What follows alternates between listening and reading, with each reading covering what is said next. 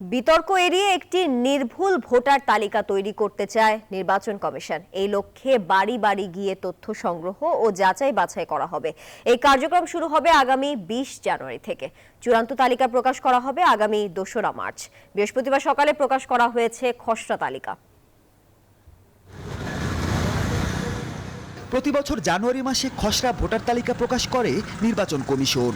তারই অংশ হিসেবে বৃহস্পতিবার এই সংবাদ সম্মেলনের আয়োজন করা হয় ইসি ভবনে। খসড়া তালিকার বিস্তারিত তুলে ধরে সিসিএএমএম নাসির উদ্দিনের নেতৃত্বাধীন নির্বাচন কমিশন। খসড়া ভোটার তালিকা প্রকাশিত হচ্ছে, সেখানে ভোটার সংখ্যা 12,36,83,512। এই এক বছরে আমাদের ভোটার সংখ্যা বেড়েছে 18,33,352 জন। 60টি দেশ থেকে এবার নতুন ভোটার হয়েছেন 13,151 জন বাংলাদেশি। আগামীতে 48টি দেশে এর পরিধি বাড়ানো হবে।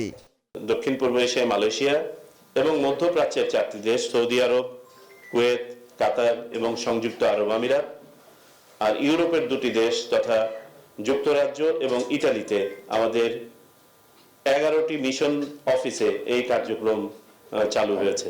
এই পর্যন্ত চূড়ান্তভাবে নিবন্ধন সম্পন্ন হয়েছে 13,151 জনের। বিতর্ক এড়িয়ে একটি নির্ভুল তালিকা প্রস্তুত করতে বাড়ি বাড়ি তথ্য সংগ্রহ ও যাচাই বাছাই করা হবে বলে জানায় কমিশন। বয়স গতকালকে 18 বছর হয়ে গেছেন, তারা যদি তালিকাভুক্ত নাও হয়ে থাকেন এবং আমাদের এই প্রক্রিয়ার মধ্যে যদি তালিকাভুক্ত হন, তারা ভোট দিতে পারবেন।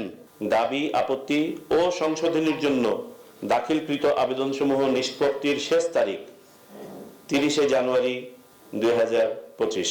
চূড়ান্ত ভোটার তালিকা প্রকাশিত হবে 2 মার্চ 2025, যেটি আমাদের জাতীয় ভোটার দিবসও বটে।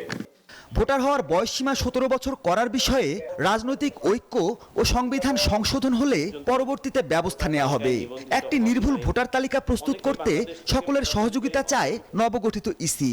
একটি ভোট অনুষ্ঠানের জন্য সার্বিকভাবে সবাইকে সচেতন করবেন। মাহমুদুল হাসান, নিউজ 24, ঢাকা।